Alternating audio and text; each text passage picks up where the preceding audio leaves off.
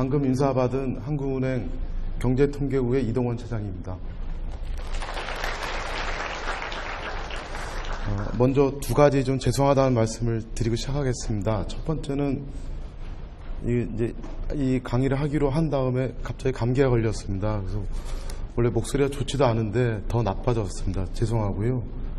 두 번째는 제가 정확히 금융강좌의 성격을 잘 몰라서 2시간 기준으로 이번에 새로 바뀐 새로 국제 기준을 이행하고 그다음에 새로운 기준형 개편 결과를 그 결과 주요 내용을 2시간 분량으로 작성해서 핸드아웃 나눠드렸는데요. 여러 선배님들과 경험을 했던 분들의 말씀을 들어보니까 상당수의 참석자들이 잠을 잘 거다 그런 말씀을 들어가지고 왜냐하면 사실 되게 지루한 내용이거든요. 그래서 그 전에 그래서 2시간을 반반 나눠서 첫 번째 좀 인트로덕션 성격으로 국민소득 통계에 대해서 저희가 학생들로부터 질문을 많이 받았던 부분, 학생들이 좀 헷갈려하는 부분에 대해서 먼저 말씀을 좀 드리고 그 다음에 두 번째로 나눠드린 자료를 중심으로 말씀을 드리겠습니다. 시작하기 전에 기본적으로 통계가 왜 필요하냐 말듯 하지 않습니까? 그러니까 쉽게 우리가 병원에 가서 의사 선생님의 진찰을 받는 과정을 생각하시면 될 것 같아요. 결론은 결국 우리가 약을 먹든지 수술을 받든지 주사를 맞든지 하는데 이 사람이 어떻다라는 거, 상태가 어떻다라는 걸 평가할 때 체온도 재고 엑스레이도 찍고 하지 않습니까? 어떤 객관적인 잣대가 있어야 의사 선생님이 그 환자를 보고 이제 판단을 하고 거기에 대한 이제 대처 방안을 내주시는데 통계가 그런 역할을 한다고 보시면 되겠습니다. 그리고 이제 통계를 보면 보통 크게 이렇게 세 가지로 분류를 해볼 수가 있습니다. 그러니까 우리가 쉽게 아는 이제 금융과 금융 통계가 있고요. 그 반대로 소비, 수출 이런 우리의 리얼 섹터를 나타내는 실물 통계가 있고요. 그 다음에 또 이걸 갖다가 명목과 실질로도 나눌 수 있습니다. 그러니까 간단하게 예를 들면 내 용돈은 10만 원인데 10만 원 중에 만 원짜리 커피를 10잔 마셨다 했을 때 그 가격은 만 원이고요. 내가 먹은 양은 개수는 10개 아니니까 이렇게 두 개를 구분해서 가격이랑 내가 먹은 개수를 분리해서 그 개수를 보는 것, 걔네가 이제 실질 통계라고 할 수 있고요. 명목은 내가 받은 내 용돈을 다 얼마 썼냐. 그러니까 아까 말씀대로 만 원짜리 10개 먹었으면 10만 원이지 않습니까?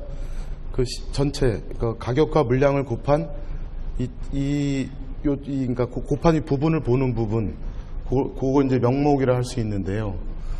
그다음에 또 하나는 이제 그 경제 언론 보시면 항상 나오는 그 세숫대야에 물 팍 뿌리면서 어느 일정 시간 동안 뿌려지는 물의 양은 흘러오고 그 세숫자에 쌓여 있는 물은 스탁이다 이런 식으로 할 수 있는 이렇게 세 가지로 이제 구분을 할 수가 있는데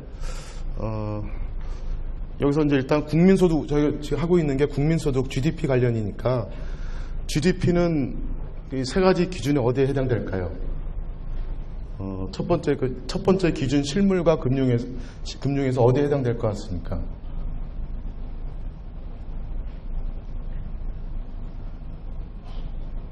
그렇죠. 저희가 기본적으로 이제 딱 직관적으로 보면 GDP는 이렇게 얘기하잖아요. 소비 더하기 투자 더하기 수출 빼기 수입. 다 그 리얼 섹터에 관련 부분이라서 실물 통계고요. 두 번째, 그럼 GDP 통계는 명목에 해당될까요? 아니면 실질에 해당될까요?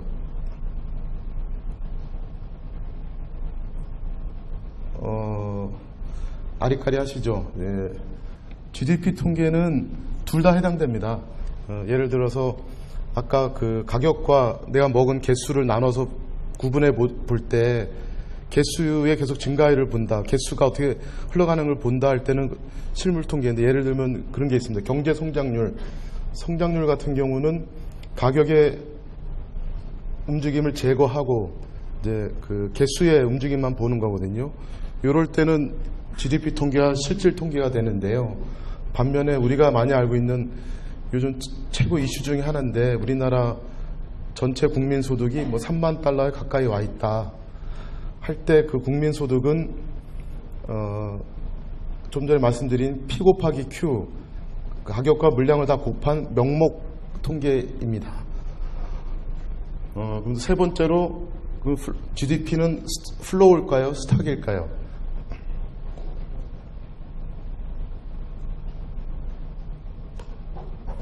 나중에 이제 보면 아시겠지만 GDP는 플로우 통계고요. 어떤 일정 기간 동안 발생된 우리나라의 소득을 측정하는 겁니다. 하지만 이제 국민소득은 플로우지만 국민소득이 속해 있는 이제 전체 그 5개의 통계가 있거든요. 그걸 저희가 국민소득 체계라 그러는데 거기에는 스탁 통계도 하나 또 같이 들어 있습니다. 나중에 또 보여드리도록 하겠습니다. 그 경제에서 통계를 보는 이유는 경기가 살아나고 있는가, 지진부진하느냐, 경기가 떨어지고 있느냐 이런 걸 판단하게 한 거고요. 뭐 일단 그 가장 기본 통계이니까 예를 들어 GDP나 그 경기 동행지수, 종합지수라는 게 있습니다. 걔가 이제 기본적인 동행지수인데요. 근데 걔보다 먼저 움직임을 보여서 그 GDP나 그 경기 종합지수의 움직임을 미리 판단하게 할 수 있는 지표들이 있는데 그걸 이제 예를 들어 선행 통계라고 하고요. 대표적인 게 여기 나와 있지 않지만 경기 선행지수라는 게 있습니다. 그 다음에 이 동행 통계와 또 반대로 좀 뒤늦게 나타내는 지수가 그 통계들이 있는데 대표적인 게 실업률 같은 것도 있습니다. 왜냐하면 경기가 나빠져서 사람을 해고하고 할때 그 좀 시차가 걸리고요. 나중에 이제 실업자가 됐을 때 그럼 뭐 1분기나 2분기 정도 후행하는 그런 모습을 보이는 실업률 통계 같은 게 있고요. 이건 참고적으로 알고 지나가면 되겠습니다. 그 다음에 이제 중요한 게 데이터가 있는데 얘를 어떻게 볼 것이냐. 가장 심플하게 볼 수 있는 게 그 증가율을 내는 건데요. 이 부분에 대해서 이제 많은 분들이 좀 헷갈려 하시고 이해를 못 하시는 것 같아요. 그래서 이 부분은 나중에 다시 또 설명을 드리도록 하겠습니다. 그 다음에 GDP도 경제 통계이기 때문에 죄송합니다. 요 4가지의 요소로 구성이 되어 있습니다. 추세적인 요소가 있고 조금만 한 2, 3년의 주기로 돌아가는 순환 이런 요소가 있고 1년 동안 나타나는 계절성이 있고 또 뭐 불규칙 이런 게 있는데 이 부분도 한번 나중에 그 증가율 관련해서 말씀드릴 때 좀 자세히 말씀드리겠습니다.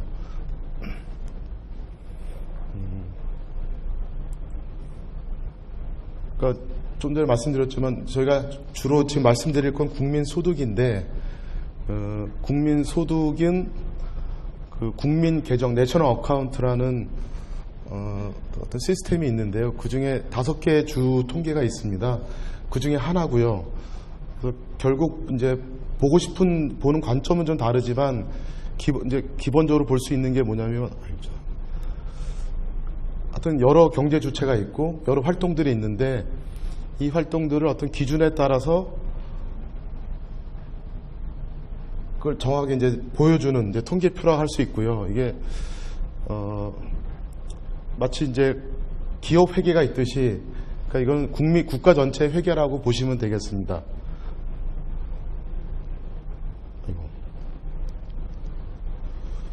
그러니까 말씀드린 대로 우리나라 전체, 한 나라 전체의 경제 활동을 종합적으로 적절하게 잘 체계적으로 측정하는 기준을 이제 그 국민계정 체계라고 하는데요. 오늘 사실 주로 말씀드릴 부분은 사실 요 부분입니다. 2008 요 SNA 부분인데 현재 지금까지 보면은 총 4번 이 국제 기준이 바뀌었습니다. 첫 번째가 2차 대전이 끝나고 이제 경제 계획을 이제 해야 되지 않습니까? 뭐 미국도 그렇고 유럽들 중심으로 그때 어떤 평가할 수 있는 지표를 만들기 위한 그걸 위해서 이제 유엔을 중심으로 각국이 모여서 각 나라의 통계를 이제 경제 활동을 측정하는데 그러니까 서로 일관된 기준으로 작성을 하자 해서 처음 나왔던 게 58년 버전이고요. 두 번째 68년 버전은 좀 이따 말씀드리겠지만 국민계정 그 체계에는 5개 통계가 있다고 말씀드렸습니다. 이 체계가 5개가 원활하게 잘 연결이 되게 이어서 만든 게 68 버전이고 93 버전은 이제 93년 그러니까 이 연도는 뭐냐면 그 각 나라 회원국과 유엔 회원국이랑 그 국제기구들이 모여서 논의를 해서 그걸 이제 이런 새로운 기준으로 만들어내자 해서 발표한 연도를 이제 나타내는 건데 93년도니까 벌써 한 80년대 중반부터 이제 글로벌라이제이션의 움직임이 보이기 시작했거든요. 그런 그거 갖다가 이제 경제학적으로 이론화 이제 되니까 그 이론이 어떤 교과서에 실릴 정도로 돼서 어떻게 사회적으로 다 이게 억셉트 되는 시점이 한 93년도라 보시면 되겠고요. 그래서 그때 그동안에 이제 반영됐던 변화했던 경제 현실을 반영하기 위해서 만들었고 2008년도에는 무슨 일이 있었냐면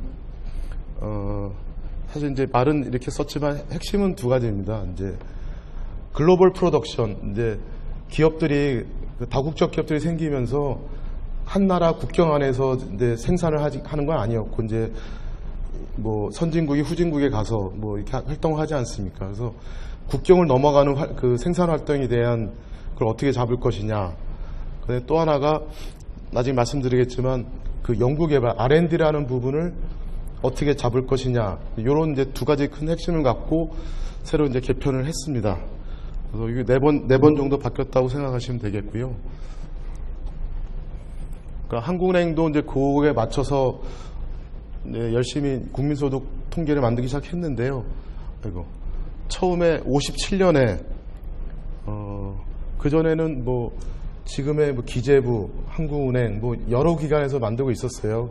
이따가 그 미국에서 이제 한국 그 경제 자문을 하러 오셨던 분들이 이제 보니까 각 기관에서 만든 통계가 너무 다르니까 이걸 하나 일어나야 되겠다 하면서 아마 그 당시에 한국은행 사람들이 좀 그 사람들 구성이 좀 좋았었나 봐요. 그래서 이 사람들이 가장 그나마 좀 똘똘하고 하니까 한국은행에서 그걸 다 모아서 해라 해서 이제 시작된 게 57년에 했었고요.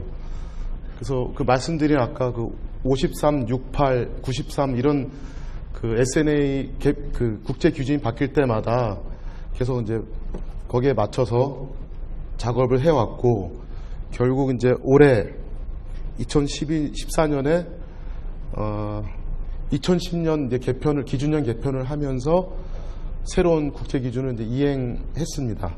예.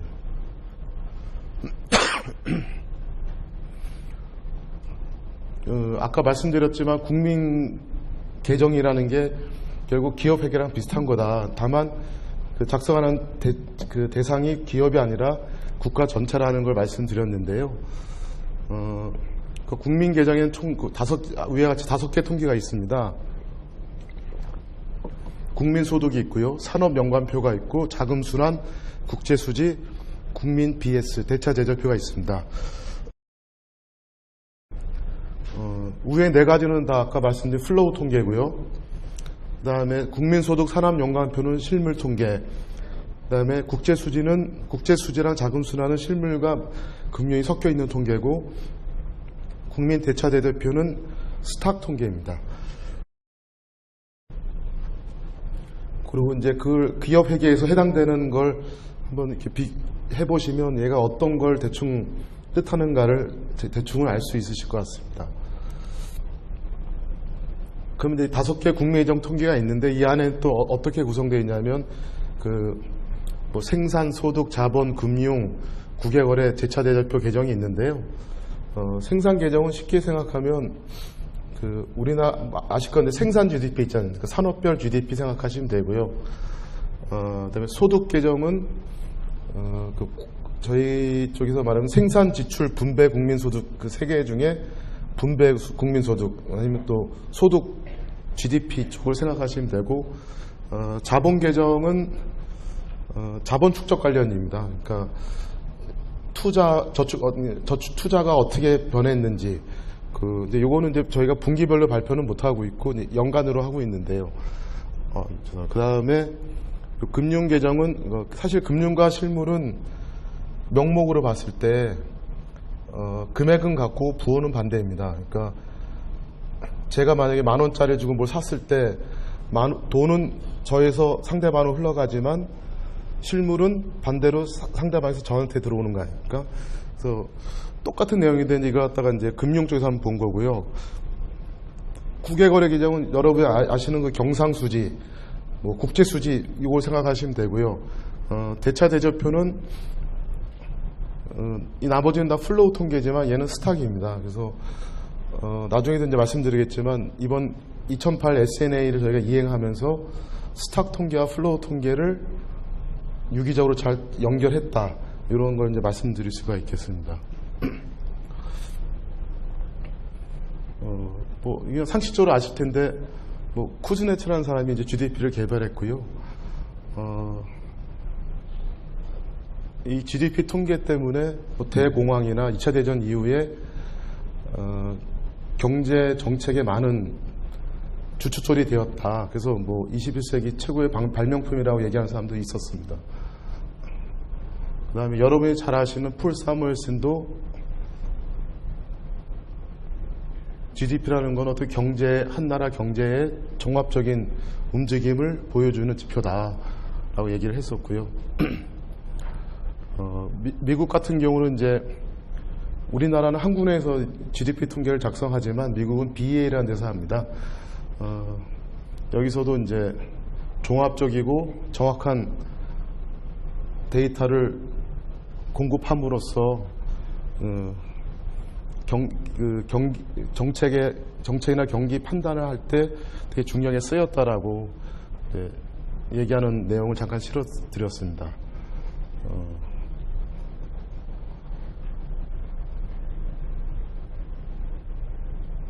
사실 국민 소득만 해도 최소 한 학기 내지 1년 강의로 그 정도의 양이 되는 건데요. 그래서 가장 이제 핵심적인 내용을 말씀 먼저 드리면,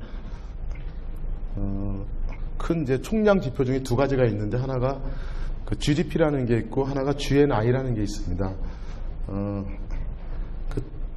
이제 GDP는 이제 생산 및 지출 측면에서 측정한 거고요. GNI는 소득 측면에서 측정한 겁니다. 혹시 경제학과를 재학 중인 학생인 분들은 알겠지만,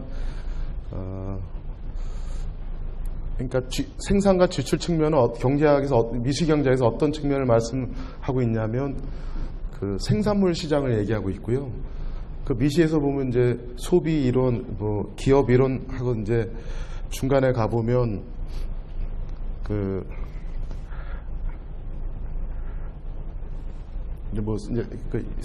시장 들어가기 전에 그쪽에 보면 이제 생산물 시장이라는 게 아마 있을 텐데, 그러니까 그 물건이 거래되는 시장을 보는 거고요.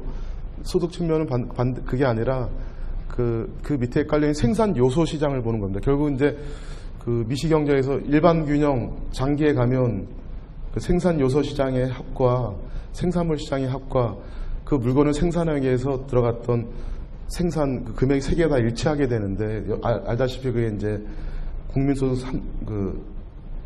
국민소득 세 개 부분이 일치한다는 이제 그런 내용들을 보셨을 텐데, 이것도 또 다시 한번 말씀드릴게요. 그러니까 경제 활동이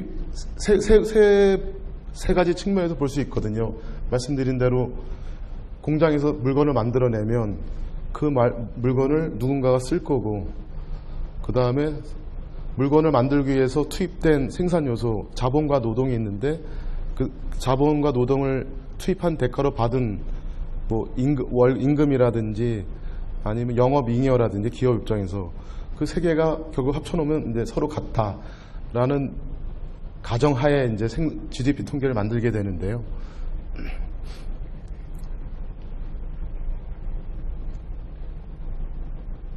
그 이제 자를 보시면 이제 주로 많이 보시는 건 이제 지출 측면 국민소득을 많이 보시게 될 거고요.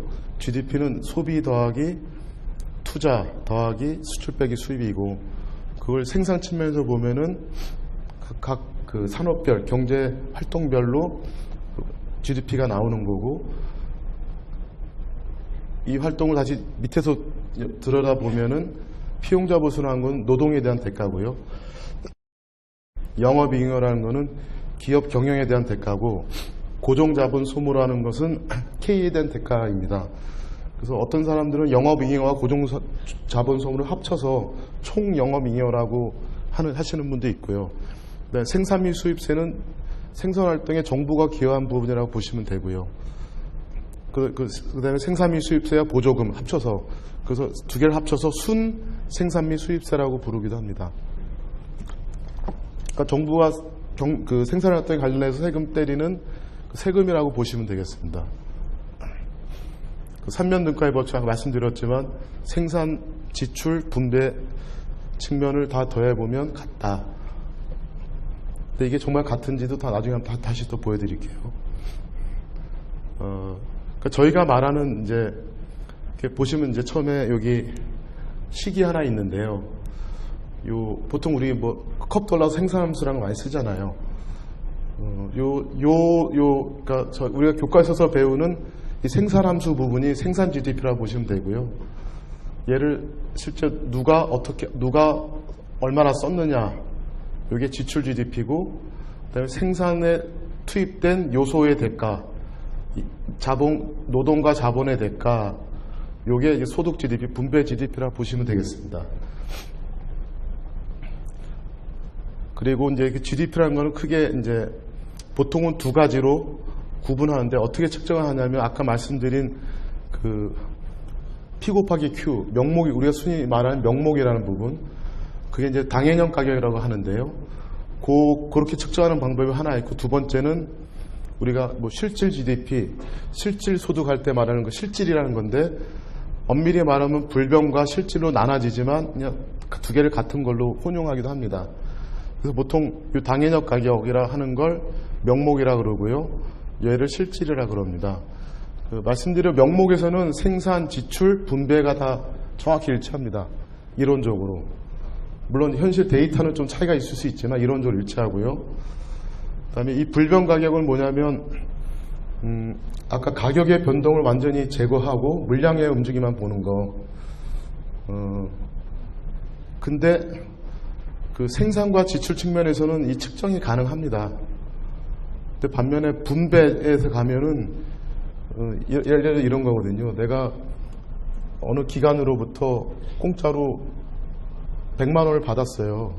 100만 원, 그래서 내 소득이 100만 원이 늘어났는데 이 100만 원이 얼마짜리에 뭘 쓰고 몇 개를 얼마나 샀는지를 소득 측면에서는 보기가 어렵고요. 그래서 이론적으로는 물론 그 불변 가격 분배 측면 GDP가 있기는 하겠지만 현실적으로 측정하기 불가능합니다. 그래서 저희가 발표하는 자료를 잘 보시면은 실질 GDP라고 발표하는데, 실질 GDP는 생산과 지출에서만 발표를 하고요. 분배 측면에서는 GDP라는 말을 아마 안 쓸 겁니다. 그래서 반면에 그러면 그 분배 소득 측면은 어떻게 할 것이냐. 그 실질 소득이라는 얘기 많이 들어보셨을 텐데요. 내가 월급에 100만 원인데 10% 올랐는데 소비자 물가가 2% 올랐으면 내 실질 소득은 8%밖에 안 오른 것이다. 결국 이 분배 측면에서 볼 수 있는 거는 내 소득, 명목 소득의 실질 구매력만 볼 수가 있는 겁니다. 그래서 요 부분만 이제 측정이 되고요. 물론 이제 생산 측면과 지출 측면에서는 그 구매력을 볼 수는 있습니다. 하지만 경제적으로 의미가 없습니다. 왜냐하면 경제에서 기본적으로 가정하는 게 그런 거 아닙니까? 그 효용함수라는 게 이제 예를 들어 효용함수라는 게 결국 뭐 예를 들어 사과와 배 두 개를 소비하는 경제라고 했을 때 소비 함수의 형태가 우리가 가정하는 게 사과 몇 개, 배 몇 개를 내가 먹었느냐. 이 물량만 그러니까 보는 게 핵심이거든요. 결국 효용은 뭐 가격이 많이 는다고 내 효용이 느는 게 아니고 가격이 늘었지만 내가 몇 개를 더 먹느냐, 실제 먹는 양이 중요하기 때문에 이 생산과 지출 측면에서는 그 구매력이 아닌 정말 P와 Q가 얼마큼 변했느냐를 보기 위해서 만드는 거기 때문에 여기서 실질은 별 의미가 없고요. 그래서 최종 이제 종합적으로 말씀 정리해드리면 이 명목에서는 생산, 지출, 소득이 다 같다. 하지만 불변에서는 생산, 지출은 측정이 가능하지만 소득 측면에서는 측정이 불가능하다. 현실적으로. 그 다음에 그 구매력을 본다. 나의 실질 구매력을 보는 측면에서는 GDI만 경제적 의미가 있다. 해서 사실 정확히 더 그 삼명 등가의 법칙을 정확히 말씀드리면 삼명 등가의 법칙은 당해형 가격, 명목에서만 성립하는 내용이고 우리가 말하는 실질에서는 사실 성립하지 않는다. 근데 교과서에서는 이런 내용을 잘 다루지는 않는데요. 이걸 한번 참고적으로 알고 계시면 도움이 될 것 같아요. 그리고 다시 이제 아까 그 처음에 제일 중요한 지표가 GDP랑 GNI라는 게 있다 말씀드렸는데 그 교과서에서 나오는 정의가 되게 불명확합니다. 그래서 뭐 참고 삼아 한번, 왜냐면 기본적으로 정의를 알고 있어야, 정의를 명확하게 알고 있어야 나중에 뭐 그에 대한 응용이 일어날 수 있는데 정의가 불명확하니까 많이 헷갈려 하시는 것 같아요. 저희가 알고 있는 GDP에 대한 정의는 이렇습니다. 첫 번째 나오는 게 생산자가 나오는데 거주자 생산자입니다. 두 번째가 생산을 합니다. 그 다음에 어떤 기간이 있고요. 새롭게 부가가치가 만들어진 이 네 가지입니다. 그러니까 아시다시피 생산자는 자기 책임하에 자본과 노동을 투입해서 생산물을 만들어내는 주체, 대부분 기업이라 보시면 되겠고요. 근데 이 생산자 중에 어떤 생산자냐? 거주자 생산자라는 겁니다. 거주자는 뭐냐면 국적이 한국 사람이라 그런 거 아니고 예를 뭐 GM이라는 회사가 미국 회사지만 한국에서 한국 노동자를 고용하고 한국 자본을 투입해서 뭐 꼭 미국 자본이라 할 수도 있겠지만 하여튼 한국 노동자를 투입해서 생산 활동을 했다. 그리고 한국 정부에 세금도 내고 이 사람의 경제의 이익은 일단 한국에 있다고 보는 겁니다. 그래서 단순히 국적, 영역도 마찬가지인데요. 꼭 우리나라 안에서만 생산이 일어나야 되느냐? 그건 아닙니다. 예를 들어 이제 삼성전자가 휴대폰을 만들 때 주요 핵심 부품과 이건 다 한국에서 만들지만 일부 조립하는 부분 이런 거 있지 않습니까? 단순 노동 부분은 뭐 베트남이나 중국 가서 생산을 해요. 근데 그 과정에서 그 삼성이 만들어내는 갤럭시 5라는 휴대폰은 소유권은 삼성한테 있는 거예요. 물론 물리적으로 이게 딴 나라 가서 잠깐 이제 약간 더 뭐 그 조립이라는 가공을 거쳐서 딴 데로 수출은 되긴 하지만 그래서 이제 나중에 말씀드릴 이런 부분이 있어서 그 2008 SNA 새로운 국회 기준이 바뀐 게 있다. 그런 말씀을 드리고 싶고, 그 다음에 일정 기간이다. 그러니까 이게 어떤 기준이 있어야 되거든요. 보통은 연간이나 분기 기준으로 하는데, 그러니까 잘 보시면 다시 정리해드리면 한국의 경제적 이익이 중심이 있는 한국에서 경제 활동을 하는 어떤 기업이 자본과 노동을 투입해 생산하는 기업이 어떤 일정 기간 또 연간이나 분기 새로 창출한 부가가치다. 부가가치에 대해서는 뭐 워낙 고등학교 때부터 많이 들으셨잖아요. 밀가루, 빵 했을 때 나오는 그 부분. 그리고 또 참고로 말씀드리면 글로벌 금융 위기 이후에 이걸 이제 월로 만들려는 움직임도 있습니다. 그러니까 워낙 지금 하루하루가 이제 급하게 돌아가는 경우가 많아서 정보를 더 빠르게 제공하기 위해서 월 기준으로 GDP를 만들려는 움직임도 있습니다. 이거 항상 보셨던 밀가루 빵인데요. 이 부분은 제가 생략하겠습니다. 혹시 또 부가가치에 대해서 이해를 하고 싶으시면 고등학교나 이제 경제언론 책 한번 열어보시면은 이해하실 수 있을 것 같고요. 반대로 GNI, 그러니까 아까 GDP는 생산 및 지출 측면이었고요. GNI는 그 생산 요소 측면인데 얘는 정의가 이렇습니다. 얘도 거주자, 생산 요소 공급자가 생산 활동에 참여해서 벌어들인 소득이다. 생산 요소 공급자라는 거는 노동자와 자본가. 원래 경제학에서 그렇게 하잖아요. 그 생산 요소 시장 보면 거기서도 뭐 노동에 대한 수요 공급 곡선이 있고 거기에 균형에 맞춰진 임금에 맞춰서 노동을 이제 고용하는데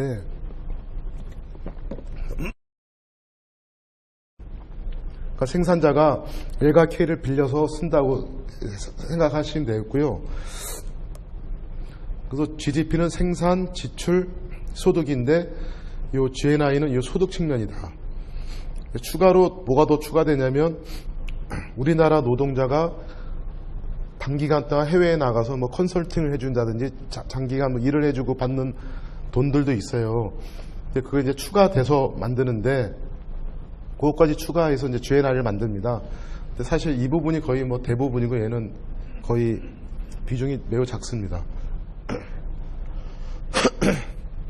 그래서 계속 말씀드리지만 그 공통점은 그렇습니다. 생산활동에 참여한다. GDP와 GNI는 다만 GDP는 생산자, 그러니까 쉽게 생각하면 기업이 생각한 부가가치를 보시면 되겠고 GNI는 L과 K가 자기를 투입해서 받아낸 소득이라 보시면 되겠고요. 그래서 얘는 그러니까 그 그러니까 지출 요쪽은 생산물 시장이라 보면 되겠고 그다음에 요 소득 생산 요소 관련된 요거는 분배 GDP는 생산 요소 시장 쪽을 나타낸다고 이해하시면 되겠습니다. 아까도 말씀드렸지만 GDP가 연간도 있고 이제 주기가 분기도 있다 말씀드렸는데요.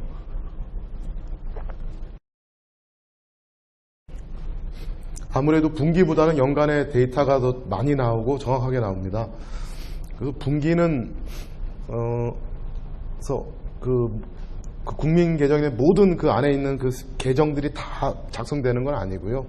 분기는 주로 경기 판단을 위해서 어떤 경기 인디케이터, 단기적 흐름을 보기 위해서 성장률 중심으로 많이 작성을 하고요. 연간에서는 이제 보다 더 구체적이고 자세한, 그러니까 정확한 세부 통계가 나오기 때문에 뭐 어카운팅, 좀 계정 중심의 자료도 많이 쓰고 분기 통계에 우리가 가장 많이 쓰는 게 GDP 성장률이고요. 규모는 뭐 우리나라 경제 명목 GDP 규모 아니면 1인당 국민 소득 이런 데이터들 연간으로 많이 나옵니다.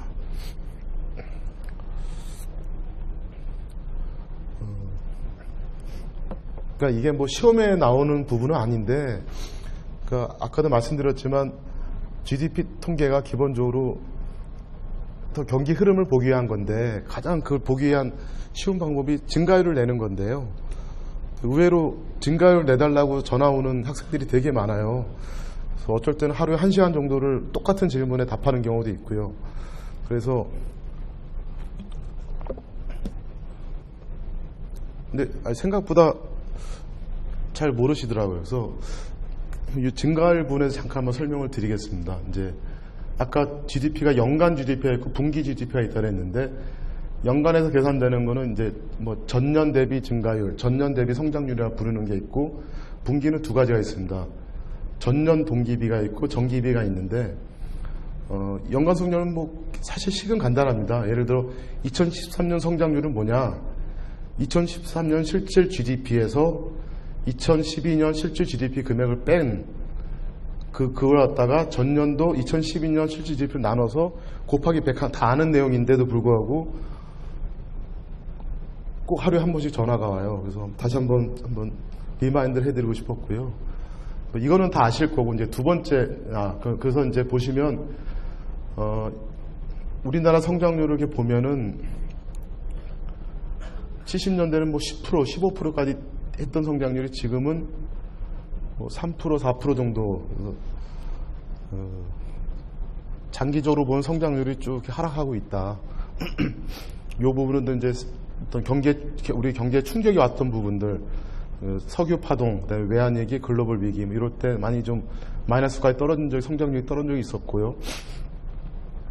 이렇게 성장이 떨어진다는 건 아무리 기술 진보가 있긴 하지만 역시 장기적으로 보면 경제의 한계 생산성이 체감한다라고 이렇게 보시면 되겠습니다. 두 번째 이제 요게 포인트인데, 분기는 아까 말씀드렸죠. 전년 동기비가 있고 정기비가 있습니다.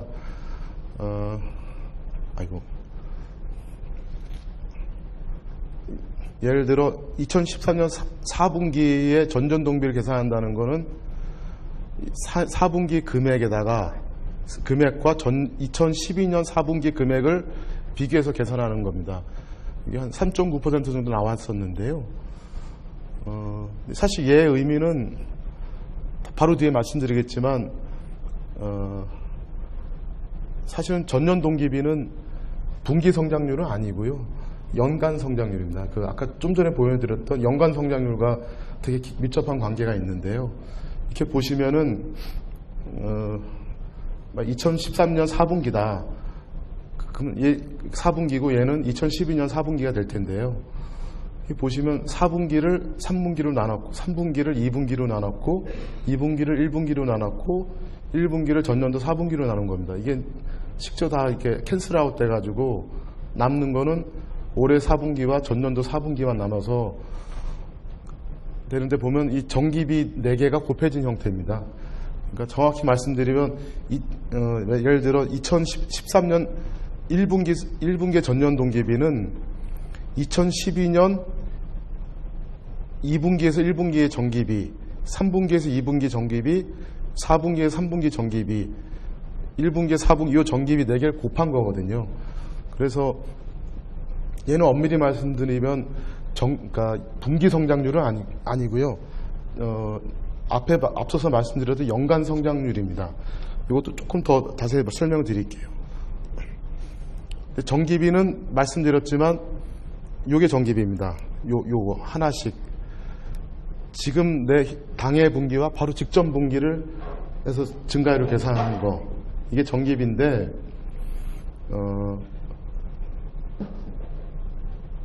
근데 왜 정기비를 많이 안 쓰고 생각보다 전년 동기비를 많이 쓰게 돼요? 근데 이유가 뭐냐면, 아까 처음에 말씀드렸지만 경제 시기열은 추세, 순환, 계절, 불규칙 요인 이렇게 4가지가 있다고 했는데, 이 계절 요인이 있습니다.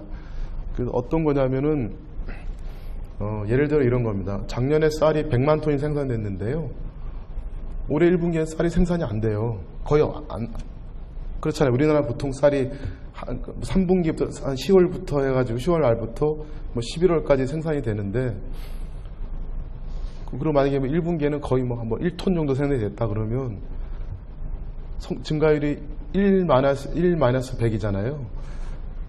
이 정말 정확히 의미 있는 성장률이냐?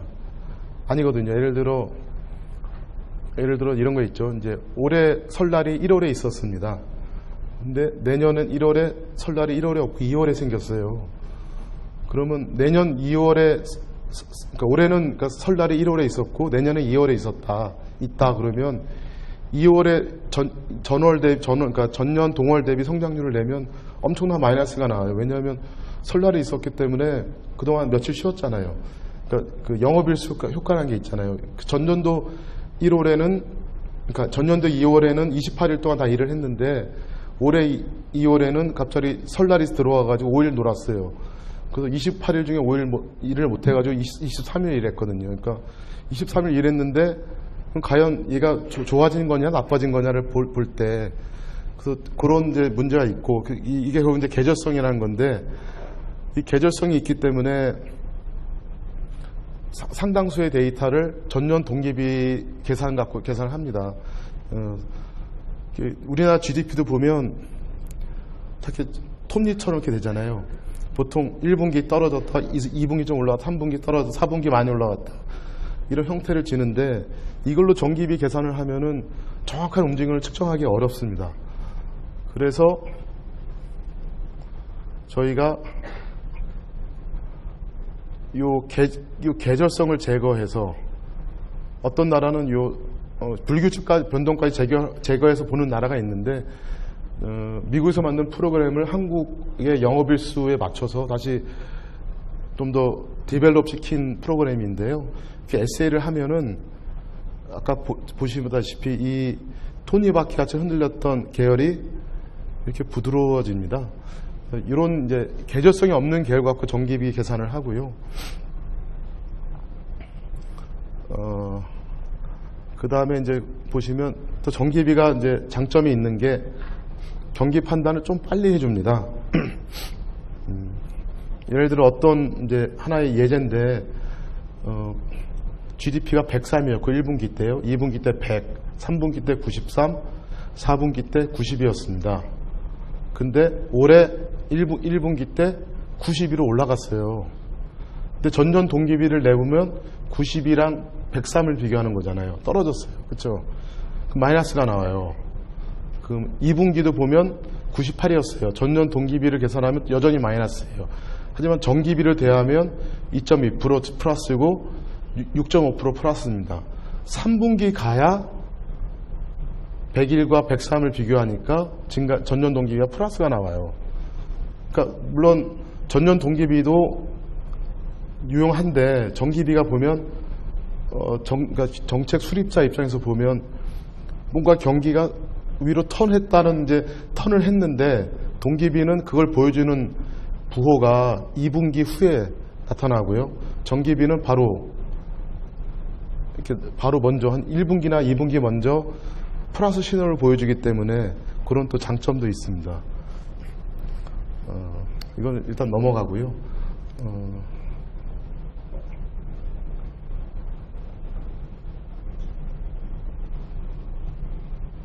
처음 말씀드렸던 그 GDP, GDP GNI 부분을 말씀드렸는데 요 네 부분은 이제 말씀을 안 드렸어요. 근데 이거는 많이 안 쓰실 것 같아서 일단 대표 지표 중에 두 개만 설명을 드렸고요. 저희가 발간하는 책자나 보도자료 보시면 이제 이렇게 각 그 지표별로 그 구성 요소를 분해해서 보여드립니다. 주로 저희가 많이 보는 게 아까도 말씀드렸지만 GDP 성장률이 얼마냐, 그 다음에 우리나라 규모가 얼마냐, 그 다음에 이거 갖다가 인구수로 나눈 1인당 국민소득은 얼마냐, 그 다음에 그 경제활동 산업별로 그 뭐 제조업의 비중이 얼마냐, 서비스업의 비중이 얼마냐, 그러니까 계산할 때 이제 요 계산하고요. 또 지출에서도 우리나라 소비 비중이 얼마냐. 주로 이제 OECD나 이런 주요 국가 비교할 때, 왜냐면 거기도 동일한 기준으로 GDP를 작성하기 때문에 이제 기준이, 그러니까 비교할 때 그러니까 비교할 때 기준이 같기 때문에 용이해지는 거죠. 근데 그 비교 결과도 의미가 있고요. 그 다음에 또 할 수 있는 게 저희가 그 소득 측면에서 노동자 받은 대가가 전체 GDP에서 차지하는 비중이 얼마냐, 저축률은 어떻게 되냐, 또 우리 가계의 저축률은 어떻게 되냐, 이런 건 이제 많은 이런 이제 주요 지표들을 국민소득 통계를 통해서 도출해서 볼 수가 있습니다.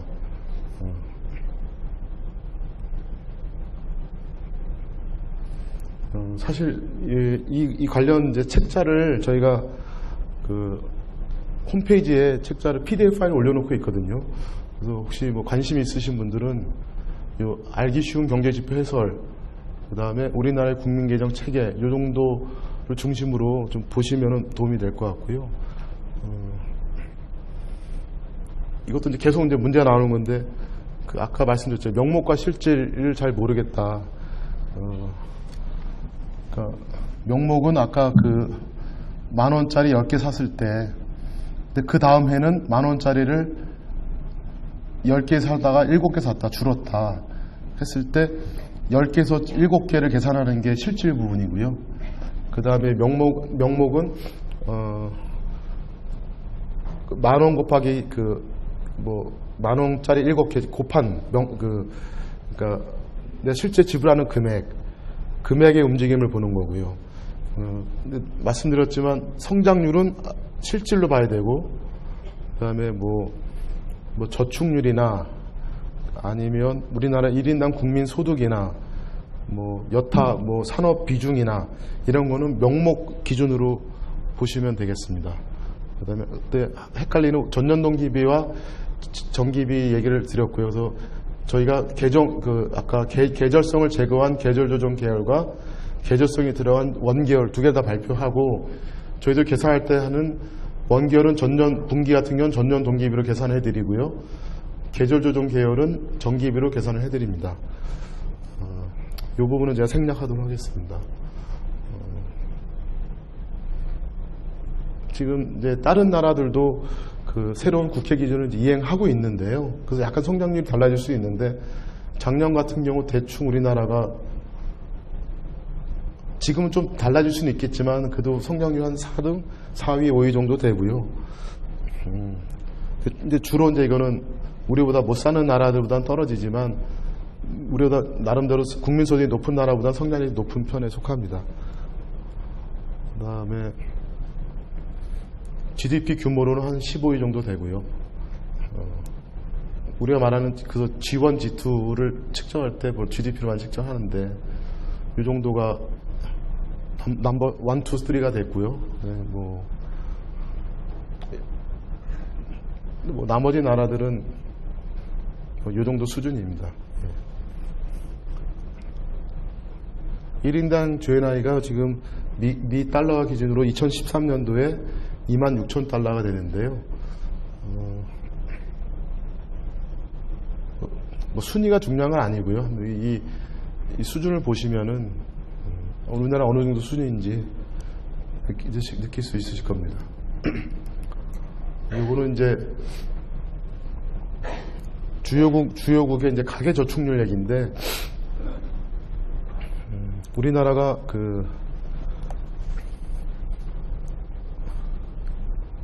80년대 중반까지는 저축률이 되게 높았어요. 그러다가 저축률이 이제 많이 떨어지고 있는데, 저축률이라는 거는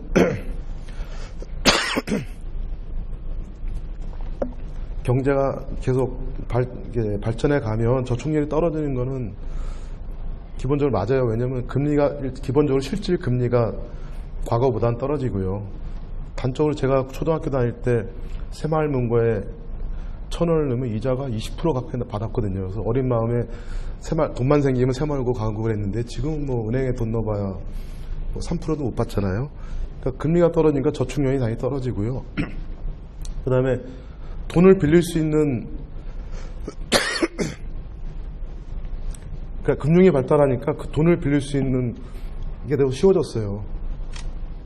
예전에 한번 생각했어요. 할머니나 삼촌 때 생각하시면 은행에서 돈 못 빌려가지고 다 개 들고 그런 거 주로 하셨거든요. 지금은 뭐 물론 사금융도 있긴 하지만 그래도 예전에 비해서는 돈을 빌리기 쉬워졌고요. 돈 빌리면서 많이 써요.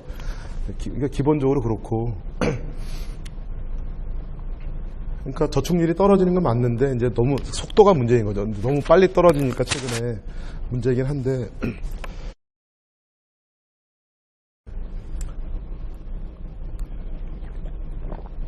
그러니까 하여튼 최근에 보시면 일본보다는 높지만 우리가 독일, 미국보다는 되게 낮은 지금 그 가계 저축률을 보이고 있어요. 그래서 주 요인 중에 하나가 이제 뭐 사교육비가 높은 사교육비, 그다음에 높은 집값 이런 것들 저축을 많이 못하고 있는데요. 그래서 사실 아시다시피 가계 저축이 경제 성장을 위한 가장 기본인데, 그래서 많이 우려를 하고 있습니다. 그래서 잠깐 2008 SNA 가기 전에 일단 그 국민재정의 기본적인 내용을 한번 말씀을 드렸고요. 이어서 국민소득의 새로운 국제기준 이행, 아까 말씀드렸던 2008 SNA와 2010년 기준년 개편 결과에 대해서 말씀을 드리도록 하겠습니다. 드릴 내용은 크게 5가지인데요. 첫 번째 배경에 관련된 내용과, 그 다음에 새로운 국제기준인 2008 SNA 이행 부분, 그 다음에 2010년 기준년 개편에 대한 부분, 그 다음에 이 결과가 어떻게 바뀌었나, 그 다음에 했을 때 어떤 좋은 점이 있느냐, 이렇게 중심으로 말씀드리겠습니다.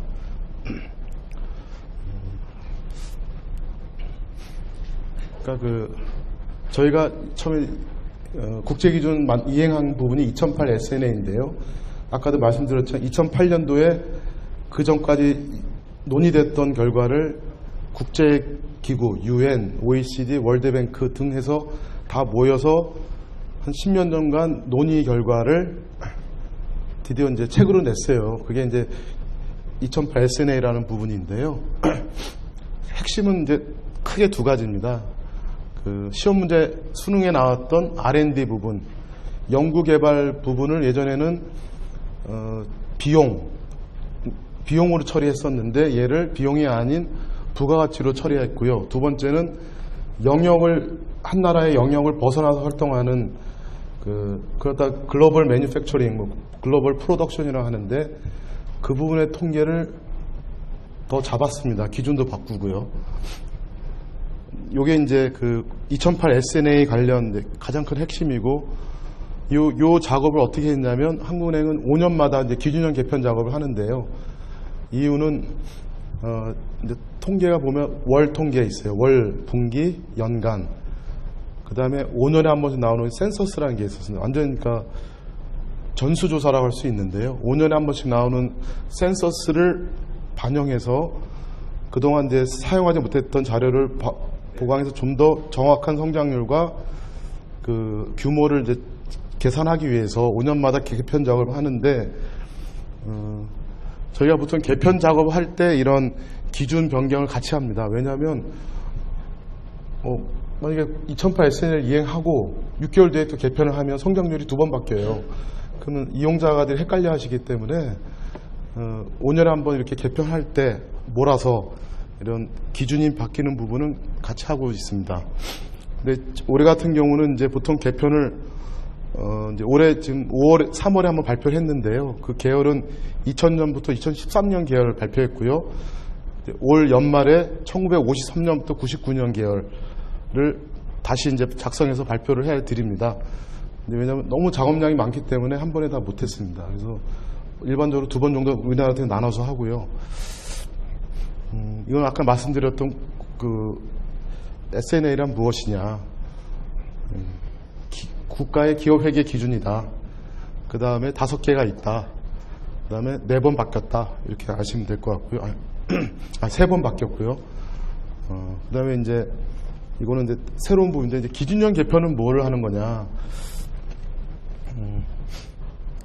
결국 첫 번째는 성장률을 제대로 한번 잘 내보자. 두 번째는 그 규모를 정확하게 측정해보자는 건데요. 그러니까 성장률을 내려면은 아까도 말씀드렸지만 가격은 제거하고, 그러니까 소비에 내가 구입해서 먹은 양이 얼마냐를 봐야 되는데, 그럼 어느 한 해의 가격을 기준으로 잡아야 돼요. 근데 보통 우리 대부분의 나라는 5년에 한 번씩 하는데, 그 기준을 잡는 연도, 그 기준을 잡기 위해서 작업하는 모든 작업들 기준형 개편 작업이라고 하고요. 그러니까 예를 들어 2010년이니까 2010년에 어떤 산업별, 지출, 항목별 가중치를 이제 내야 되는데, 그 가중치를 잘 내야 성장률을 적정하게 낼 수 있거든요. 성장률을 잘 내기 위해서 방금 말씀드린 그 5년마다 나오는 센서스 통계라든지 저희 5대 국민계정 중에 하나인 산업연관표, 실제 다 조사를 하거든요. 그걸 반영해서 명목도 제대로 내고 실질도 제대로 내보자 하기 위한 작업입니다. 이번 이제 개편의 특징은 뭐냐면 크게 3가지로 말씀드릴 수 있는데, 첫 번째가 새로운 국제 기준을 이행했다라는 거. 두 번째는 드디어 5대 국민 계정이 올해 완성이 됩니다. 이제 5월 26일인가요? 그때 이제 국민 대차제표를 작성하게 되는데요. 그래서 이 플로우 통계와 스탁 통계가 유기적으로 연결이 되는 어떤 어카운팅이 이제 하나를 이제 완벽하게 이제 완성이 되는 5대 국민 체계가 완성이 되고요.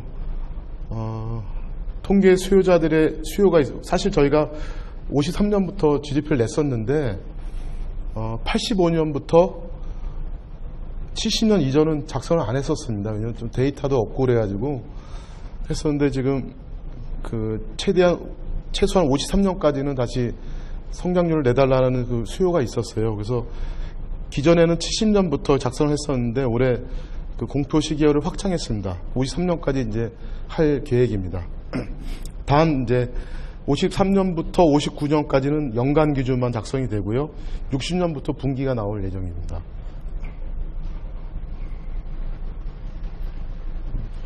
지금까지 총 11번 기준령 개편을 했었고요. 주요 특징은 뭐 53 SN에 의해서 작성을 했었고 68 했었고, 그 다음에 드디어 이제 5대 국민의장이 완성이 됐고 시기열이 늘어났고, 이 정도로 이렇게 보시면 되겠습니다. 이제 아까 말씀드렸던 수능에 나왔던 문제인데요. 그러니까 뭐냐면 지식 재산 생산물이라 해가지고 지식도 하나의 어떤 물건처럼 보는 거예요. 그러니까 어떤 기계처럼, 지식이라는 어떤 기계로, 지식이라는 걸 갖다가 보이지는 않지만 걔를 하나의 기계라고 생각하시고 이제 생각하시면 되겠는데요. R&D를 생산형에서 투입됐던 모든 걸 비용으로 처리했었는데 얘를 아니다. 왜냐하면 요즘 경제 이론을 봐라. 경제 성장론에 가보면 휴먼 캐피탈, R&D, 얘네들이 경제 성장을 얼마나 높이는데, 이런 이제 논의들이 계속 있어 왔고요. 그 논의들을 받아서 그러니까 얘를 중간 투입이 아닌 부가가치로 보자, GDP로 보자 라고 했었고, 그게 이제 하나고, 또 하나가 이제 무기입니다. 이 무기는 이제 미국에서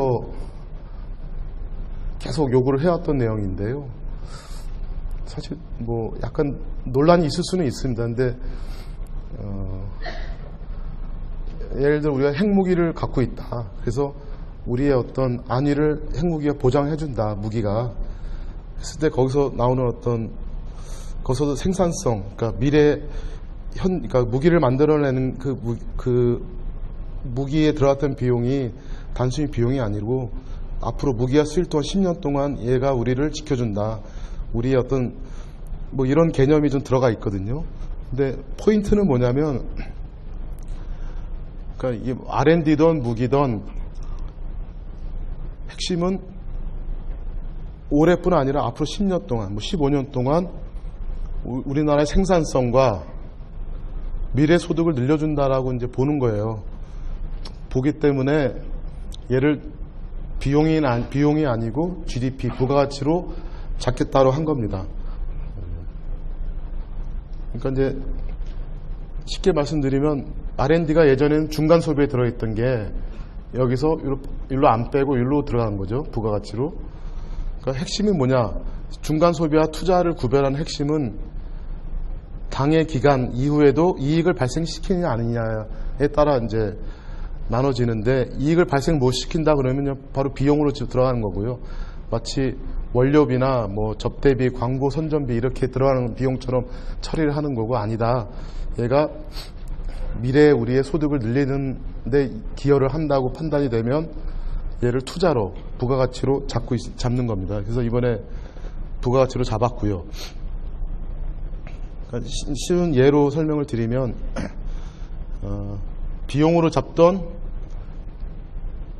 그 지식 재산 생산물을 자산 투자로 잡게 되면, 부가가치로 잡게 되면 기업의 영업잉여가 늘어납니다. 여기서 예를 들어 이제 과거 기준과 새로운 기준인데요. 우리나라 전체 예를 중간 투입이 160이었는데 그 중에 R&D 중간 투입이 40이었다. 그럴 경우에 부가가치는 230에서 160을 뺀 70이었지만 지금부터는 이게 160이 아니라 40을 뺀 120이다. 그래서 빼면은 110이 된다.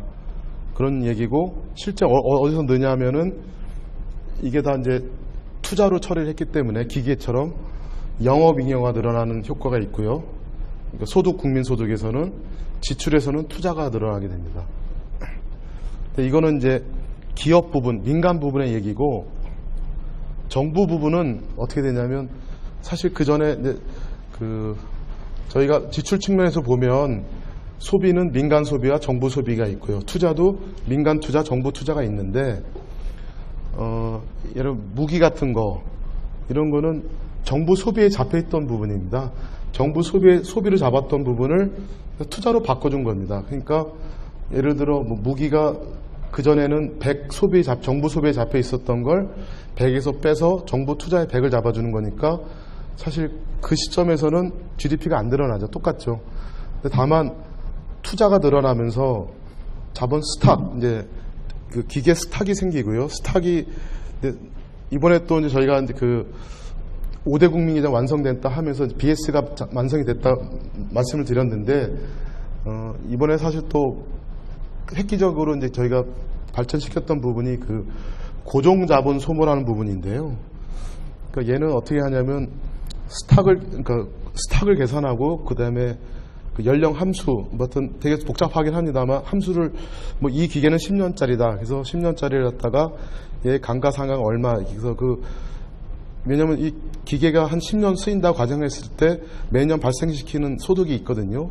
그만큼을 까줘서 자본에 기여한 부분으로 넘겨주는데요. 그게 이제 고정자본 소모라는 건데 그전에는 그런 스탁 자료가 없었기 때문에 우리가 그냥 기업회계에서 쓰이는 감가상각비라는 걸 썼었습니다만 지금은 이제 감가상각비는 단순히 그 떨어져 나가는 그냥 회계적 비용이고요. 실제 GDP에서 고정자본소보는 나의 기계의 능력을 앞으로도 유지시켜준다 가정에 그러니까 그 기계의 미래에 한 10년 쓰일 기계의 현재 가치화해서 그 가치를 유지시키기 위해서 필요한 걸 이제 더해주는 부분인데요. 그 부분이 이제 새로 계산이 됐습니다. 그래서 어쨌든 간에 그 정부 부분은 아까 말씀드렸지만 정부 소비에 들어갔던 부분이 줄고 동일한 만큼 그 정부 투자를 잡히기 때문에 그 분기에서는 큰 차이가 없고요. 다만 그 스탁이 늘어나면서 발생되는 고정자본 소모만큼 좀 제한적으로 늘어나는, 그래서 주로 늘어나는 건 다 민간 부분이 많이 늘렸다. 그래서 나중에도 보시겠지만 결국 민간의 소득이 많이 그러니까 민간인데 특히 기업 소득이 많이 늘어난 거다라고 보시면 되겠습니다.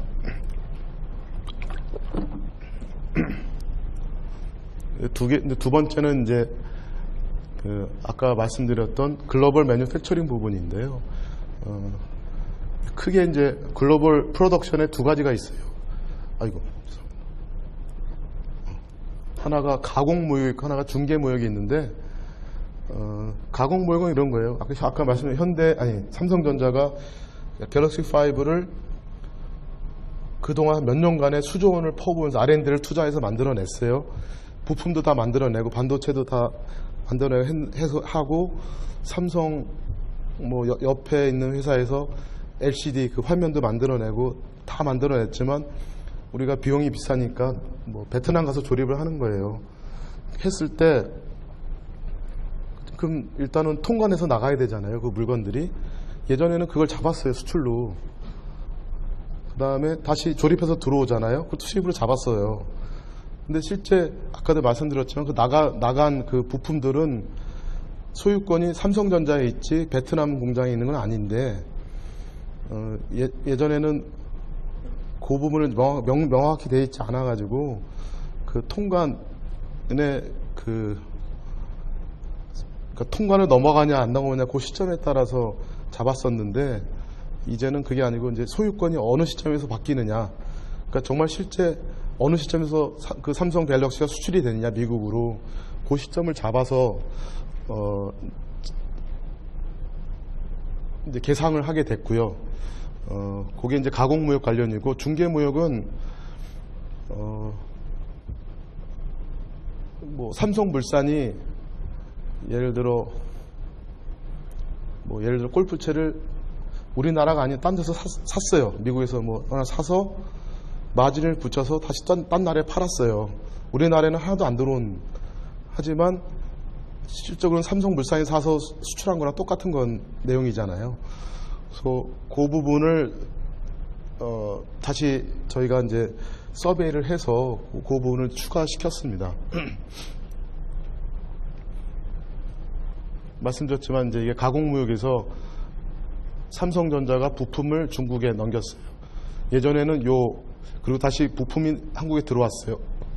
요 부분을 계상을 했었는데 이제는 안 잡고 중국에서 물건을 만들어서 이제 미국에 바로 다이렉트하게 가는 경우가 많거든요. 그때 갈 때 그 시점에 수출로 잡고, 또 중국에서 만들 때 우리나라에서 100% 다 부품이 가는 건 아니고, 또 일부 뭐 베트남에서 부품이 들어올 수도 있거든요. 이 부분은 또 수입으로 잡고, 그러면서 이제 금액이 많이 늘어났는데요. 그거는 차근히 한번 보시면 될 것 같습니다. 그다음에 그러니까 크게 이제 GDP에 영향을 줬던 게 R&D 등 지식 재산 생산물을 비용에서 부가가치를 잡은 부분, 그 다음에 글로벌 매니팩처링 부분을 소유권 이전 시점으로 잡은 부분 때문에 GDP 규모도 많이 늘어났습니다. 또 하나 이제 저희가 했던 게 뭐냐면, 예전에는 일반 정부라고 해서 중앙이랑 지방 정부의 수지, 뭐 그러니까 수입 지출, 이 둘의 차인 수지, 요걸 그러니까 저희가 발표를 했었는데, 글로벌 위기를 겪으면서 실제적으로는 정부의 부채인데 그걸 갖다 공기업에 떠넘기고 공기업에 그걸 받는 부분들이 있었잖아요. 우리나라 4대 강도 그랬고. 그래서 아니다. 실제 그 어떤 정부의 그러니까 건전한 지금 정부의 상태가 어느 정도 정말 적정하게 볼 수 있느냐를 봤을 때 일반 정부만 봐서는 안 되고 우리 공공기업도 같이 넣어서 봐야 된다 해가지고 공공기업까지 추가된 공공 부분에 비슷한 지표들을 만들기 시작했습니다. 그다음에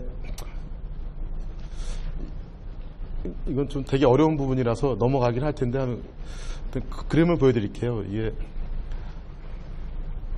그러니까 근데 말씀드리는 건 뭐냐면 각종 기초 통계가 있는데 GDP라는 게 보면은 저희가 직접 조사하는 것도 있지만 각 통계를 다 모아놔서 나중에 가공을 하는 통계거든요. 하다 보면은 서로 그러니까 맞추기가 쉽지가 않아요. 근데 그걸 이제 좀 더 체계적으로 맞추기 위해서 뭐 생산과 지출과 소득 부분을 맞추기 위해서 각 산업별로 쫙 보는 거예요. 생산 얼마 했고, 얘는 100이 생산되는데 이 중에 20은 중간 투입으로 쓰였고, 이 나머지는 소비를 얼마 쓰였고, 투자를 얼마 쓰였고, 이런 이제 거래표를 이제 한번 만들어서 그런 이제 틀을 이용해서 한번 좀 보다 체계적으로 이제 생산, 지출, 소득 요 세 국면을 한번 맞춰보자 하는 툴이거든요. 그래서 이걸 설명드리려면 이제 산업 연관평가에 나와야 돼서 좀 일단 어떤 이게 생산, 지출, 소득 측면을 체계적으로 밸런싱하고 연결시키는 그런 어떤 시스템이다. 이걸 SUT, 공급 사용표라 하는데요. 그런 걸 이용했었다라고만 이해하시면 되겠고요. 이게 뭐냐면 우리나라 삼성전자가 미국에 직접 투자를 했는데 이익이 발생했는데 우리나라에 들어오지는 않았어요. 아직. 하지만 유보이익 상태로 남아있는 부분, 하지만 그 중에 정말 삼성전자의 몫이라고 판단되는 부분을 실제 들어온 것처럼 다시 처리를 했어요. 이 부분도 많이 늘어났는데 실제 국내에 들어오진 않았지만 들어왔다 나가서 다시 투자한 것처럼, 그래서 소득이 좀 많이 늘리는 역할을 했고요. 그 다음에 R&D라는 그 부분과 자세히 설명은 안 드렸지만 요 오락무나미 예술품 원본, 요거는 뭐냐면 지적 재산권이라 생각하시면 됩니다. 만약에 뭐 요즘 뜨는 만약에 슈퍼주니어가 있어요. 저는 잘 몰랐는데 태국에서 1년 동안 1등을 달렸다 그러는데, 거기서 이제 그러면 CD를 팔 거 아닙니까? 제작을 해서 했을 때 태국 어디 회사에서 만드는지는 모르겠지만 한국의 SM인지 어딘지는 잘 모르겠습니다. 거기에 로열티를 지급해야 돼요. 그 원본에 쓰는 대가에 대해서. 그다음에 이런 부분에 대해서도 그러니까 이런 거죠. 처음에 쏘리를 만들었을 때 100만 원밖에 안 들었어요. 걔네들 뮤직비디오 찍는데 50만 원 들고 쇼케이스 하는데 30만 원 들었어요. 근데 얘가 중국 가서도 팔리고 1년 동안 계속 팔리는 거 아니에요. 그러니까 단순히 걔에 들어갔던 쏘리를 작업했을 때 그때 그걸 단순히 비용으로 처리했었는데 그게 아니다. 지금 봐라. 2, 3년이 지나도 계속 지금 뮤직비디오를 통해서도 보고 있고 로열티를 받아오잖아요. 이런 부분도 있었는데 물론 이제 비중이 워낙 얘가 R&D가 커서 자세히 말씀을 안 드렸는데 그래서 이렇게 그 투자를 이렇게 크게 그 투자 항목에 지식재산물 투자라는 항목을 만들어서 얘를 포함시켰습니다. 뒤에 보시면 이렇게 됩니다. 그러니까 소비가 있고 이 소비 안에 민간 소비, 정부 소비가 있고 투자에는 건설 투자, 설비 투자, 지식재산물 투자 요 안에는 아까 R&D와 나머지들이 들어가 있고요. 그다음에 요 세 개를 합친 게 총 고정자본 형성이라 하고 재고까지 합친 걸 총자본 형상, 수출입. 요 지출 부분에 새로운 부문을 하나 신설을 했고요. 그래서 여기까지가 그 2008 S&A 관련 주요 내용이었고요. 그 다음에는 이제 기준령 개편 관련 내용입니다. 아까도 말씀드렸죠. 개편을 하는 이유는 뭐냐면 어떤 현실을 최대한 반영해 보자는 겁니다.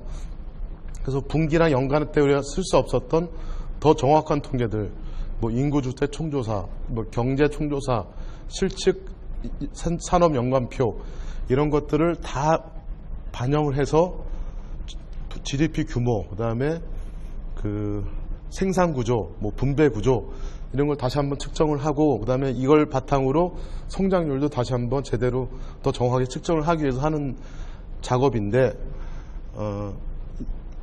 이제 이거는 항상 이제 매년 기준 개편마다 해왔던 내용이고요. 이 다음부터는 이제 이번 개편에 보다 좀 발전된 이제 부분을 말씀드리면 벤치마킹이라는 걸 도입했습니다. 이게 무슨 말씀이냐면 예를 들어 이제 우리나라 제조업 GDP, 제조업을 산업 생산 지수를 갖고 만든다고 이제 분기에 생각을 해보시면 그 분기의 생산 지수를 갖고 분기에 해서 더해서 만들어 봤더니 15%가 늘었습니다. 예를 들면. 근데 1년 뒤에 그 광공업 통계조사라는 게 나와요. 같은 통계처에서 나오는 자료인데 걔는 20%가 는 거예요. 그러면 둘 간의 갭이 있잖아요. 분기 4개를 더해서 만든 금액이나 증가율과 걔보다 좀 더 정확한 자료로 만든 증가율의 간의 금액과 그 증가율 갭이 발생하는데 그 갭을 수학적인 테크닉을 가지고 그 차이를 분기에 뿌려주는 작업입니다. 근데 이걸 왜 하냐면 그냥 단순히 그냥 예를 들어 차이가 40이 났어요. 40을 그 해당된 분기의 비중대로 이렇게 뿌려주면은 어떤 문제가 발생하냐면 아까 저희가 계절 조정 관련 얘기를 했잖아요. 그 매년 1분기 전기비가 갑자기 튀어오르는 그런 문제가 발생돼요. 근데 이거는 좀 어려운 분이라서 어떤 결론은 그렇다는 거예요. 결론이 그래서 그 1분기에 전기비가 좀 튀는 문제를 스텝 문제라 그러는데 걔를 좀 완화시키기 위한 작업을 이번에 했고요. 두 번째는 아까도 말씀드렸지만 그 이제 5월 26일 날 BS 발표를 하는데 우리 GDP는 플로우고요. 이 BS 스탁인데 서로 간의 정합성을 한번 다시 체크했고 방금 좀 전에 말씀드렸던 고정자본 소모를 단순히 기업회계에 나오는 감가상각비로 추계하는 게 아니라 자산을 현재 금액화하고 그다음에 그 자산의 몇 년짜리 얼마씩 이제 그 기계마다 딱 감가되는 그 비율이 좀 다른데요. 그걸 추정을 해서 작성을 했습니다. 근데 이게 되게 어떤 의미가 있냐면 OECD 통계국의 부국장 폴 슈라이어라는 사람이 있는데 이 사람이 이 자본 스탁 관련 이제 세계적인 대가인데 이분이 그래서 OECD에서 그 자본 스탁 측정 매뉴얼을 작성했어요. 했는데 이번에 한국에서 그 매뉴얼에 거의 매뉴얼을 따라서 이 사람도 사실 걱정을 했던 게 뭐냐면 이론적으로 어떤 측정 방법을 만들어냈는데 실제 그게 현실적으로 가능한지에 대해서는 자신이 없었는데 왜냐면 다른 나라 그렇게 측정을 못 해왔거든요. 근데 이번에 한국내 국민 그 BS 국민 대차 제조표 팀에서 한 3년 동안 거의 날밤을 새가지고 해서 만들어서 보여줬더니 그냥 너무 좋아하는 거예요.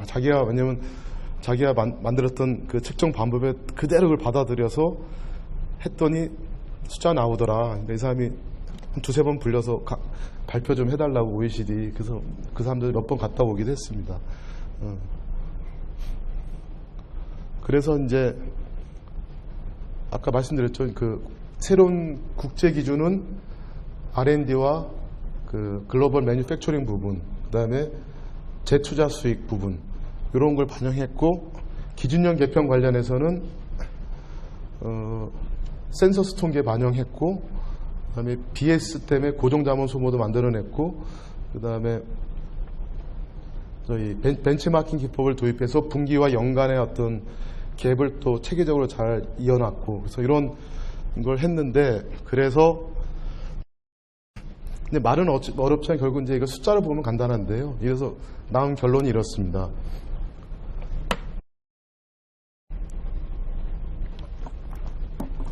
결론은 이제 이번에 이제 저희가 2010년 기준이었는데요. 10년 기준을 보면은 규모가 기존의 2005년 계열에 비해서 10년 계열이 7.8% 늘어났습니다. 근데 저희가 발표하고 얼마 안 지나서 네덜란드도 동일하게 발표했는데 걔네도 한 7.8% 이상 늘어났거든요. 그래서 이게 단순히 우리나라만 늘어난 건 아니었고요. 그래서 요 능 부분에 대해서 이제 언론에서 약간 좀 말이 많았는데 그 부분도 다시 좀 이따 말씀드리겠습니다. 그래서 이제 금액으로 보면 아까 7.8% 늘었다 그랬지 않습니까? 금액으로 보면 92조 원이 늘었는데, 늘었는데, 이 92조 원 중에 59.5조 원은 2008 SNA를 이행한 부분이 때문에 59.5조 원이 늘어났고요. 그 다음에 그냥 일반적인 저희 기준형 개편 효과에 의해서 32.5조 원이 늘어났습니다. 우리나라가 요 이제 기준은 저희가 발표할 때는 미국, 호주, 캐나다만 이미 국제 기준을 이행한 상태였기 때문에 세 나라만 비교를 했었는데요. 일단 기초자료 변경 효과는 비슷했습니다. 근데 다만 우리가 새로운 국제 기준 이행 효과 되게 컸었는데, 그게 우리가 R&D 규모가 물론 미국 이런 데보다는 작지만 우리나라 GDP 대비 비중으로 봤을 때는 되게 높았어요. 우리나라 R&D 지출액이 GDP 대비 비중 기준입니다만 이스라엘, 핀란드 다음에 3위 정도 됐거든요. 그래서 R&D에 따른 GDP 규모가 많이 늘어났습니다. 그래서 이제 이거 세부로 나눠서 보시면은 먼저 이쪽 기준형 개편 효과는 미국, 캐나다는 좀 낮았고요. 우리가 호주랑 비슷하게 2점 중반대였고, 그 다음에 글로벌 매뉴팩처링 부분은 아직 딴 나라는 이행을 안 했고요. 우리가 해서 1.1%포인트 늘렸고요, GDP를. 무기는 미국이 제일 높았고, 그 다음에 우리고, 딴 나라는 뭐 큰 영향이 없었고요. 그 다음에 결국 이제 R&D 부분인데, 우리가 R&D가 상대적으로 높았기 때문에 R&D가 GDP를 3.6%포인트 올리는데 기여를 했습니다. 그래서 앞에도 보셨지만 기준형 개편 효과를 보시면 과거에는 되게 높았어요, 우리나라가. 이 이유 중에 하나가 기초 통계의 좀 퀄리티가 좀 낮은 면도 있었고요. 두 번째는 분기와 연간을 잇는 테크닉이 좀 약간 떨어진 게 있어서 그런 효과가 높았었는데, 지금은 그래도 뭐 호주 정도 수준의 개편, 그러니까 기준형 개편에서 늘어난 분이 이 정도밖에 안 되는, 그래서 꽤 선진국화됐다. GDP 통계 품질이 많이 개선됐다고 말씀드릴 수 있습니다.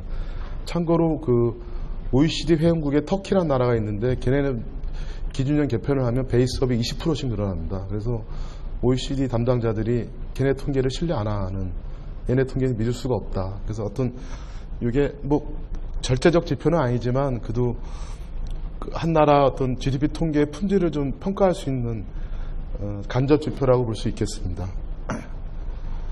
GDP가 명목 GDP가 아까 늘어나니까 국민소득도 같이 덩달아 늘어났어요. 그래서 2013년 기준으로 26,000달러를 돌파했습니다. 그래서 올해 지금 이슈가 3만 달러가 될 거냐 안 될 거냐 이런 이슈인데, 먼저 드러나게 된 이유는 아까 말씀드렸잖아요. 명목 GNI는 명목 GDP 더하기 명목 순수치 요소 소득이다. 국외 순수치 요소 소득이다.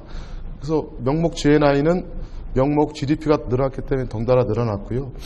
딴 나라도 명목 GDP 늘어나는 만큼 명목 GNI가 늘어났습니다. 여기서 이제 질문을 드려야 되는데, 많은 기자분들이 여기서 혼란을 일으켰어요. 뭐였냐면, 개편을 했더니 GDP, 한국 내 GDP 착시 효과로 국민소득 26,000달러 이런 기사를 많이 냈는데, 이분들이 왜 이런 생각을 하셨냐면, 국민소득을 어떻게 이해를 하셨냐면 가계소득으로 이해하신 거예요. 그러니까 우리가 말하는 1인당 국민소득 할 때, 국민소득은 인구는 전체 우리 인구를 쓰고요.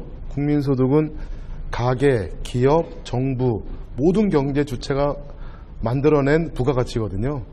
거기다가 이제 우리 거주자 그러니까 노동자들은 뭐 기업가가 경제적 이익 중심은 한국에 있지만 잠깐 해외에 나가서 아까 말씀드린 컨설팅이라든지 단기 노동을 하다든지, 마찬가지로 해외 뭐 베트남, 스리랑카 노동자가 와서 장기는 아니고 단기적으로 일하고 월급 받아서 보내는 부분들, 그걸 이제 빼야 되는데, 그러니까 그게 다, 그러니까 가계, 정부, 기업 다 포함된 개념인데, 이걸 가계로만 생각하신 거예요. 왜냐면 국민소득이라고 생각하시니까.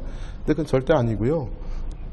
이 전체가 다 들어가는 개념입니다. 그러니까 이제 처음에 기자분들이 우리나라 무슨 가계소득가 26,000달러냐, 이렇게 잘 사냐, 말이 안 된다, 양극화가 이렇게 심한데, 이런 이제 관점을 가지셔서 뭐 착시 효과라는 얘기를 하셨는데, 그거는 약간 정확한 이해를 못 하시는 부분에 기인한다라고 말씀드릴 수 있습니다. 우리나라 그 추이를 한번 보시면은, 빨간 선은 2005년 기준 계열이고요. 지금은 이제 개편을 해서 했던 계열인데, 2013년에 26,000달러까지 올라왔습니다. 그래서 이제 저희가 하도 사람들이 오해를 하시니까, 죄송합니다. 1인당 가계 총처분 가능 소득이라고, 이건 이제 정말 가계가 쓸 수 있는 소득을 말하는 건데요. 얘는 2013년 기준으로 15,000달러가 안 돼요. 그러니까 26,000달러 중에 가계 부분은 15,000달러 정도 다 실제 가계 소득은, 그렇게 한번 보시면 되겠습니다. 근데 이제 여기는 보여드리지 않았지만 전체 GNI는 많이 늘었어요. 근데 GNI가 PGDI 얘보다는 조금 더 늘었어요. 그러니까 만약에 GNI에서 PGDI가 차지하는 비중은 과거보다 조금 더 낮아졌거든요. 그래서 오히려 이게 더 현실을 더 반영하고 있다. 왜냐하면 다 아시잖아요. 지금 뭐 수출이 잘 돼도 돈이 가계로 안 들어오고, 그 다음에 양극화가 뭐 심하다는 얘기를 많이 하잖아요. 그래서 오히려 역으로 기업 소득이 더 늘어나는 게 가계소득보다요, 상대적으로 더 많이 늘어나는 게 우리의 현실을 더 잘 반영하고 있는 거다. 이렇게 말씀을 드릴 수 있겠습니다. 아까 말씀드렸지만 그 GNI에서 PGDI에 차지하는 비중은 60%가 안 되고요. OECD 국가들은 한 60% 좀 넘는 걸로 알고 있습니다. 다만 좀 긍정적인 게 조금 좀 이 비율이 좀 올라가고 있는 모습이 작년에 보였다. 이런 말씀을 드릴 수 있는데, 이게 이제 글로벌 위기 터지면서 많이 떨어졌었고요. 다시 이제 올라가려고 하고 있습니다. 성장률은 평균적으로 한 0.2%포인트 올랐고요.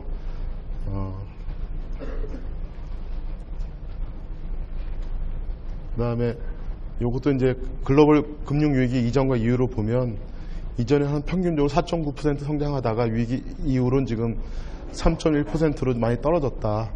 그런 말씀을 드릴 수 있고, 이게 이제 최근 성장률인데, 이게 이제 저기 보시면 원계열의 전년 동기비고요.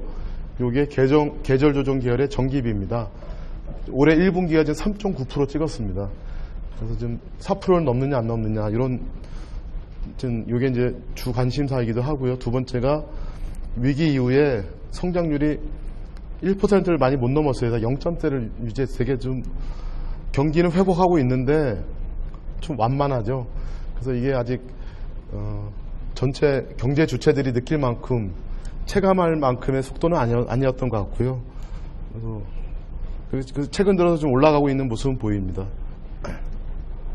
네, 이게 이제 성장률이 바뀌었는데 그럼 우리만 바뀌었냐? 아닙니다. 미국도 바뀌었습니다. 미국도 성장률이 평균적으로 한 0.2 정도 바뀌었는데요. 특히 걔는 2012년에 많이 바뀌었습니다. 12년에 2.2%였던 게 2.8%, 그래서 0.6%포인트 올라갔고요. 평균은 0.2였어요. 기간 중에. 하지만 작년 2012년 같은 경우 0.6이나 올랐습니다. 그 다음에 결국 R&D나 뭐 글로벌 매뉴팩처링 전부 다 기업 소득이 많이 늘어나는 부분이라서 기업의 영업이익이나 고정자본 소모가 많이 늘어났습니다. 그래서 기업 부분을 중심으로 저축률이 올라가긴 했는데요.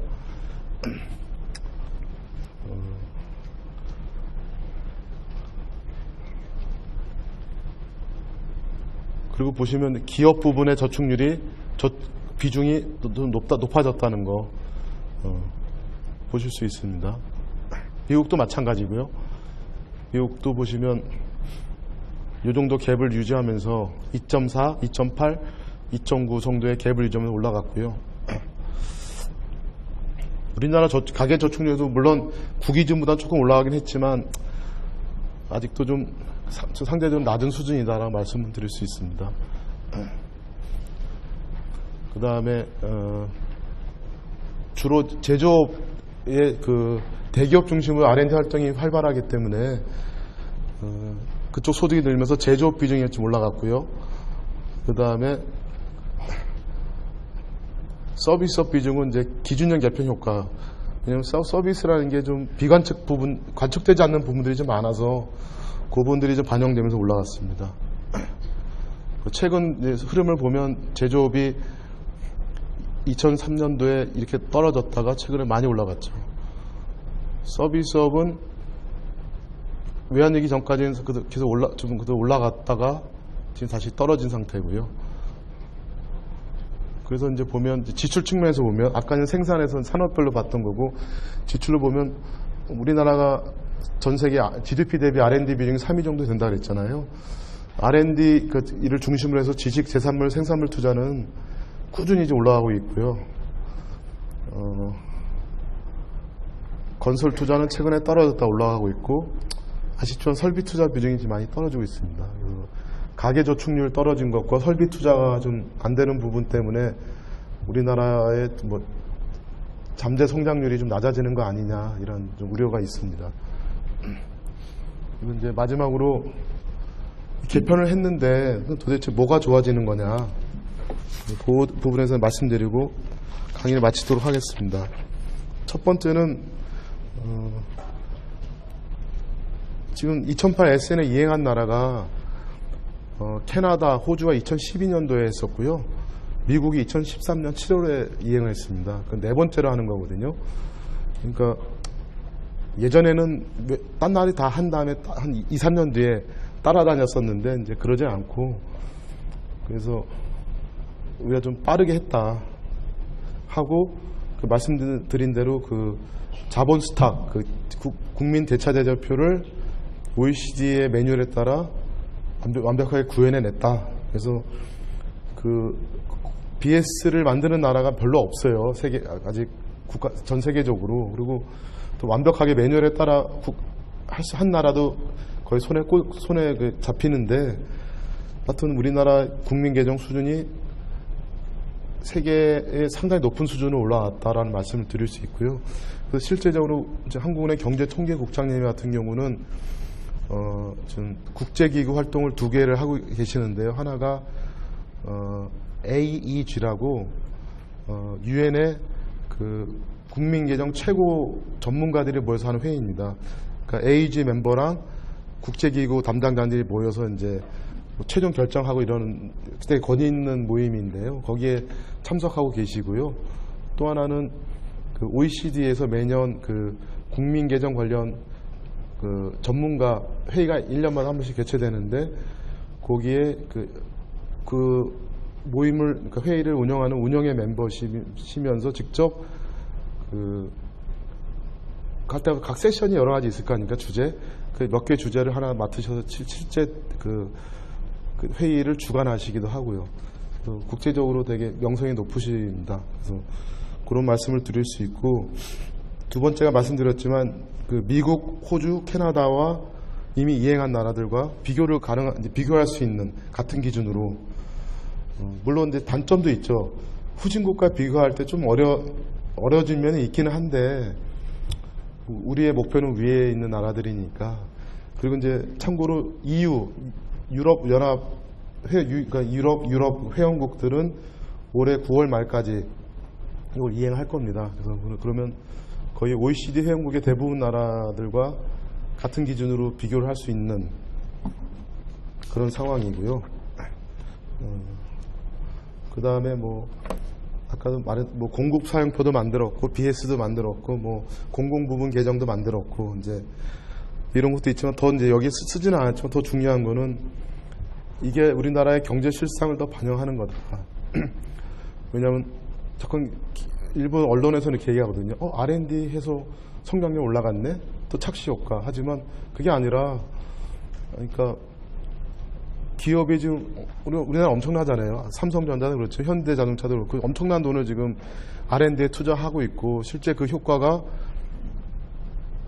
그러니까 뭐냐면 특히 이제 현대자동차 같은 경우는 2008년 이후에 이제 해외에서 판매된 대수가 많이 늘었는데 그게 단순히 뭐 한 해 잘해서 된 게 아니라 그 전부터 디자인부터 시작해서 엄청난 돈을 투입했었거든요. 그 효과가 이제 글로벌 위기에 좋은 이제 어드밴티지도 얻었지만은 그 효과 나타난 거고 삼성전자도 마찬가지입니다. 지금 2분기 이후에 아마 갤럭시 5 효과가 좋게 나타날 텐데 그래서 그게 오히려 현실을 반영한다는 거죠. 우리 현실을.